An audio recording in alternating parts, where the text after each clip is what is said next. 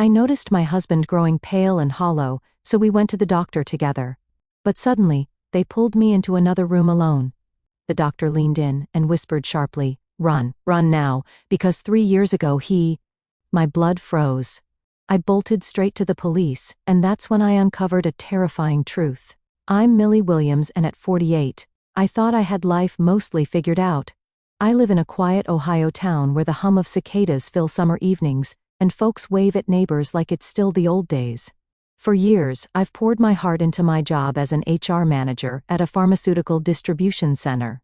It's not glamorous, but it's steady. And for someone like me, who grew up bouncing between foster homes, study is everything. I clawed my way to this life, earning respect from colleagues who call me the glue of our team. I never imagined a routine doctor's visit for my husband, Logan, would unravel everything I'd built. One morning, I sat in the waiting room of our regional hospital, flipping through a dog-eared magazine, while Logan met with Dr. Ellen Smith. He'd been off for months, listless, quiet, barely eating, and I was desperate for answers. The fluorescent lights buzzed overhead and the smell of antiseptic clung to the air. I figured we'd get a tweak to his meds, maybe a referral to a specialist. But when a nurse tapped my shoulder and said, "Mrs. Williams, the doctor needs you," my slogan act twisted. Something in her tight smile told me this wasn't about Logan's prescription. Dr. Smith's office was small, cluttered with medical charts, and a wilting plant on the windowsill. She was in her late 50s, with gray-streaked hair pulled into a neat bun and eyes that carried both kindness and steel. "Millie," she said, leaning forward, "you need to protect yourself from Logan." Her words hit like a slap. Protect myself? From Logan? My husband, the man I'd vowed to stand by through sickness and health? Her grave expression silenced my protests before they could form. "There's something you need to know about his past," she said, her voice low, "and I'm not sure he's being honest with you now." My heart pounded, a wave of panic drowning out the hospital's background noise. What could she possibly mean? Let me back up. For years ago I was single, content with my routine of long workdays and quiet evenings with a good book. Growing up in foster care taught me to rely on myself to build a life where no one could pull the rug out from under me. My job at the distribution center was my pride, managing peril, resolving disputes, and keeping the team running smoothly. My boss, Mark, was a widower who'd become a friend over late-night coffee runs during crunch times. He teased me about my single status, saying things like, "Millie, you gonna make me the last bachelor standing?" I'd laugh it off, but deep down, I craved companionship. That's when I joined a matchmaking service, hoping to find someone to share my life with. Enter Logan, a warehouse worker with a crooked smile and a quiet charm that drew me in. He was 52, a bit older, divorced, and like me, not interested in kids. We clicked over shared dreams of simple things. Weekend drives, cozy dinners, growing old together. Our courtship was private, just us stealing moments over coffee or walks in the park. When we married at the county courthouse, signing papers in a room that smelled of old carpet, I felt like I'd won the lottery. No big ceremony, no fuss, just us, promising forever. Mark congratulated me when I told him, though I caught a flicker of something in his eyes, maybe loneliness, maybe surprise. I didn't dwell on it. I was too busy dreaming of my future with Logan. Life as newlyweds was simple at first. I kept working, commuting from our new home in a rural pocket outside town. We shared my beat-up sedan, a practical choice since Logan didn't own a car. I loved my job too much to quit, even when Logan teased me about being a workaholic. My days were filled with spreadsheets and team meetings, while Logan worked shifts at a local warehouse. He'd always been steady, the kind of guy who didn't say much but made you feel safe. Or so I thought that morning in Dr. Smith's office, her warning echoed in my head. Protect myself from what? Logan was sick, not dangerous. Or was he? My mind raced, replaying her words about his past. I thought of the man I'd married, the one who'd held my hand during late-night talks, who'd laughed at my terrible cooking. Could he really be hiding something?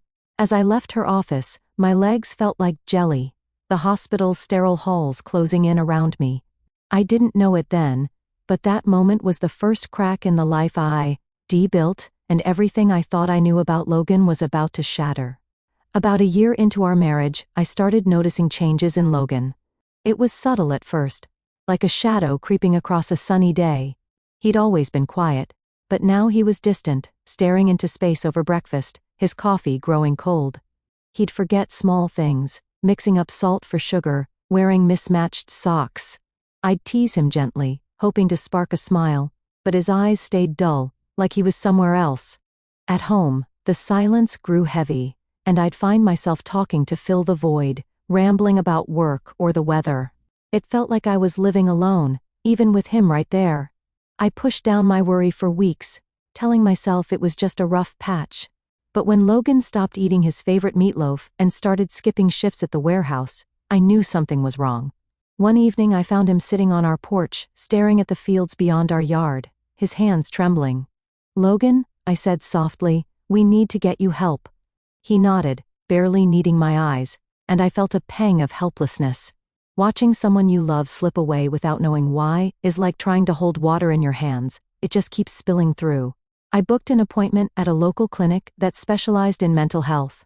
The doctor, a kind woman with a clipboard full of questions, diagnosed Logan with depression after a few sessions. The word hit me like a stone. I knew a little about depression, colleagues had whispered about it, and I'd read pamphlets, but hearing it applied to Logan made my world dim. The doctor explained it wasn't just sadness, it was a fog that could swallow someone whole.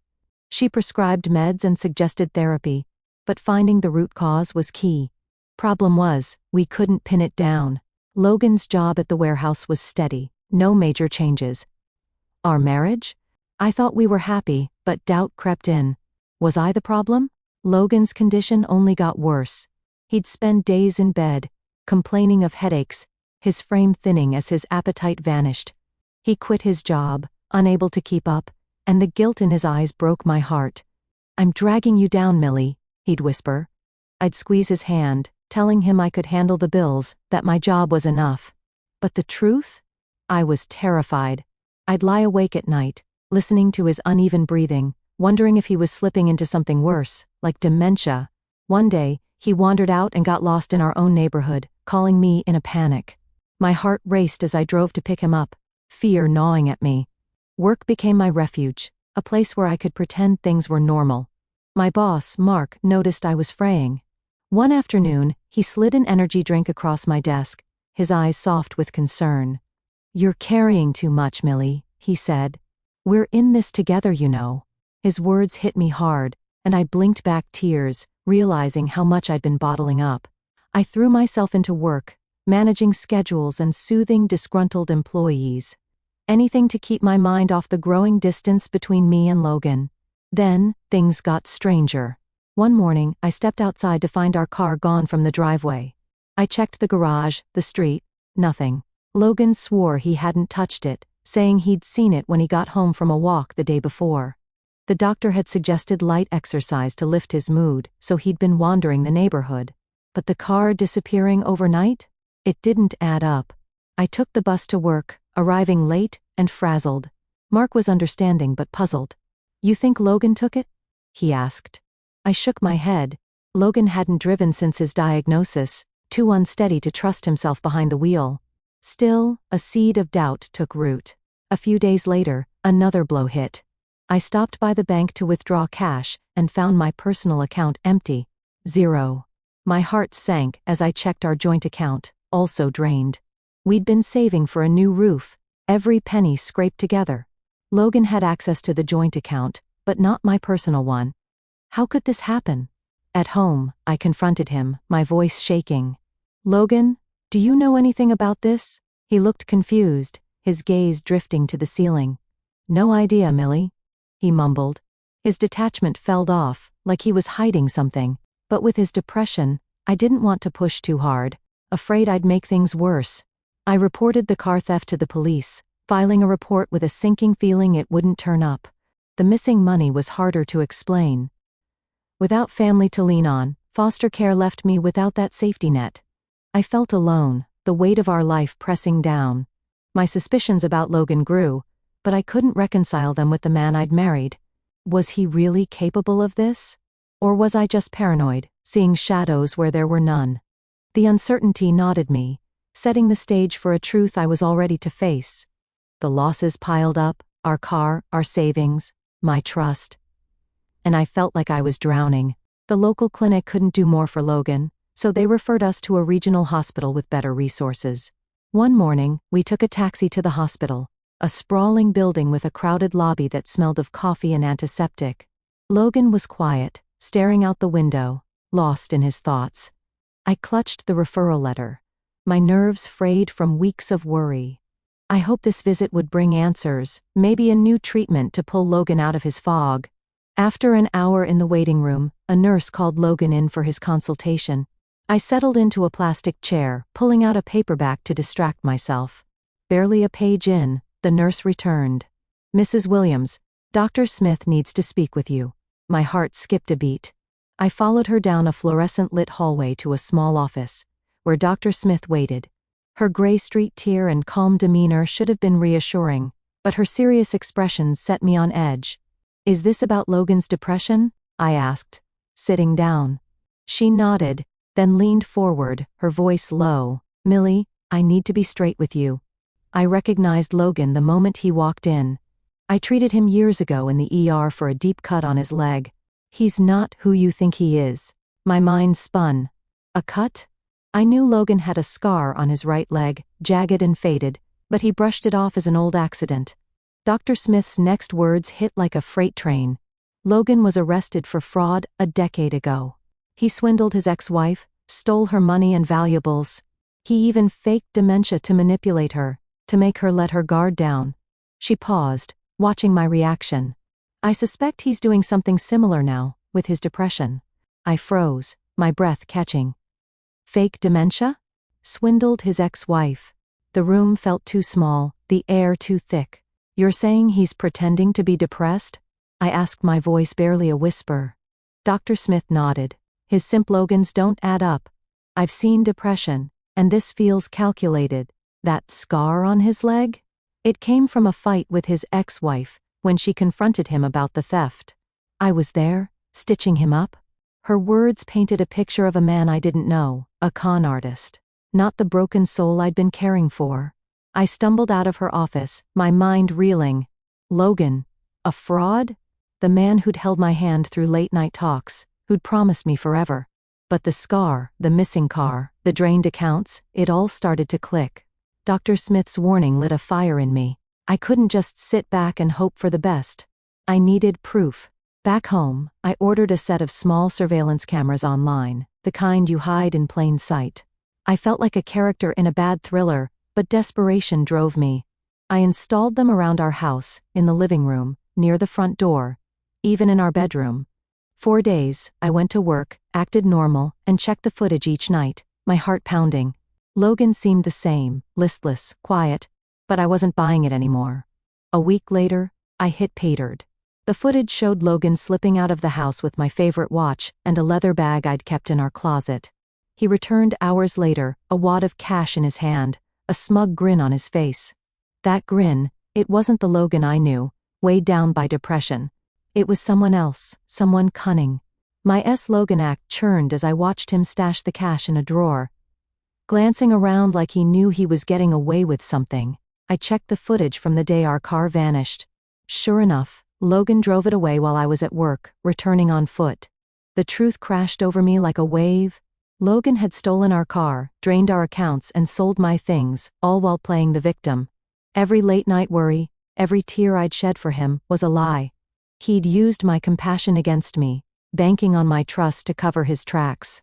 The betrayal cut deeper than anything I'd ever felt, sharper than the loneliness of my foster care days. I sat in the dark, the footage looping on my laptop, tears streaming down my face. How could I have been so blind? But anger followed the hurt, hot and fierce. I wasn't the naive girl from foster care anymore. I'd built a life, a career, a name for myself. Logan thought he could play me, but he'd underestimated me. I saved the footage, my hands shaking with resolve. This wasn't just about our marriage anymore, it was about justice, about taking back what was mine. The footage burned a hole in my heart, but it also lit a fire under me. I couldn't let Logan's lies define me. I spent the next day at work, my mind racing as I planned my next steps. I called in sick the following morning, telling Mark I needed personal time. He didn't pry, just said, "Take care of yourself, Millie. I'm here if you need me." His kindness almost broke me, but I pushed it aside. I had a mission. At home, I gathered the evidence, the camera footage, bank statements showing, the drained accounts, and a list of missing items, including my watch and bag. I drove to the county courthouse, my hands gripping the steering wheel of a rental car. Filing for divorce felt like cutting off a limb, but I filled out the papers with steady hands, each signature a step toward freedom.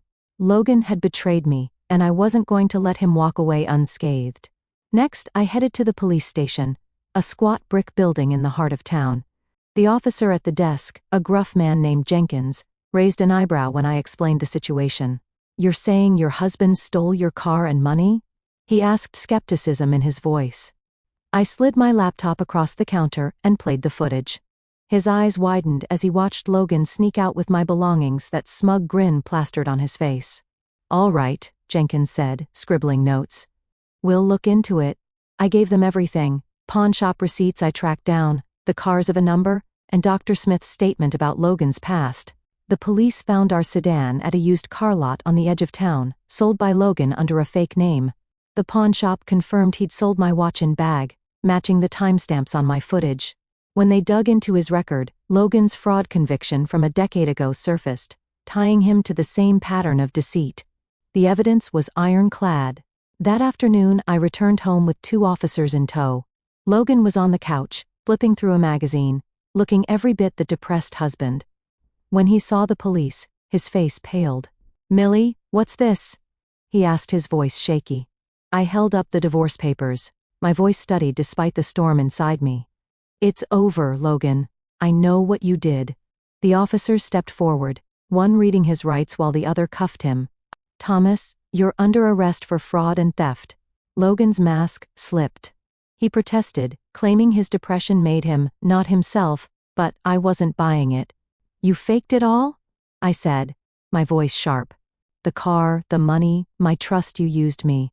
For the first time, I saw fear in his eyes, not the calculated calm I'd mistaken for illness. The officers let him out, and I stood in our quiet living room, the weight of his betrayal settling like dust. I'd loved him, cared for him, and he turned it into a weapon. But I wasn't broken. I was angry, and that anger gave me strength. As the police car pulled away, I felt a strange mix of relief and sorrow. Relief that Logan couldn't hurt me anymore. Sorrow for the life I thought we'd have. I trusted him, built a future in my mind, and he torn it apart. But standing there, divorce papers in hand, I knew I'd done the right thing. I wasn't just Millie, the foster kid who'd fought for stability. I was Millie, the woman who'd fought for justice. Months later, the divorce was finalized. The process dragged, tangled up in Logan's legal mess, but when the judge's gavel fell, I felt a weight lift. Logan faced jail time, his second fraud conviction sealing his fate. I didn't attend his hearings. I couldn't bear to see him again. Instead, I focused on rebuilding piece by piece. My savings were gone, the car a memory. But I had my job, my home, and a stubborn spark of hope that refused to die. Work became my lifeline again. I threw myself into projects, staying late to revise employee handbooks or mediate disputes. My colleagues rallied around me, offering coffee runs and quiet support. Mark, especially, was a rock. He'd check in with a gentle, "You holding up, Millie," and I'd nod, grateful for his steady presence. But the loneliness crept in at night, when the house was too quiet, and I'd wonder if I'd ever trust again. I'd waited so long to find love, only to have it turned to Vash. The thought of starting over felt daunting, like standing at the edge of a cliff. One afternoon, I was eating lunch in the break room, a turkey sandwich, nothing fancy, when Mark slid into the chair across from me, his usual store-bought hot dog in hand. "You know," he said, his tone casual but deliberate, "I think you'd do just fine with someone like me." I nearly choked on my sandwich. Mark, with his kind eyes and quiet humor, had always been a friend, nothing more. But the way he looked at me now, steady and sincere, made my heart skip. "I'm serious, Millie," he added, a small smile tugging at his lips. "You're stronger than you know." I was speechless, my sandwich forgotten. Mark stood, gave me a nod, and headed back to his office, leaving me with a whirlwind of thoughts. A romantic relationship with Mark? I'd never considered it. He was my boss, my friend. the guy who'd brought me energy drinks during my darkest days. But as I sat there, the idea took root. Mark was steady, kind, someone who'd seen me at my worst and still believed in me. For the first time in months, I felt a flicker of excitement, like a door opening to a new possibility. That evening, I stood in my kitchen, staring at the phone. My heart raced as I thought about texting Mark, maybe asking him to grab dinner. The idea of stepping into something new was terrifying, but it also felt right.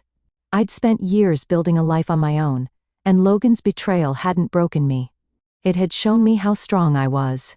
Maybe this was my chance to start fresh, to build something real with someone who valued me. I typed out a message. "Hey Mark, you free for dinner this weekend?" My thumb hovered over the send button, nerves buzzing. Then I hit it, a smile breaking through. Whatever came next, I was ready. I'd faced betrayal, uncovered lies, and come out stronger. This was my story, and I was writing the next chapter. To everyone who's followed my journey, thank you. You've walked with me through heartbreak, deception, and the fight to take back my life. If my story hit you, stirred something in your soul, hit that subscribe button and join us. Every scar tells a story of survival, every step of chance for a new beginning. Keep fighting for your truth, and I'll meet you at the table where we rebuild. One brave choice at a time.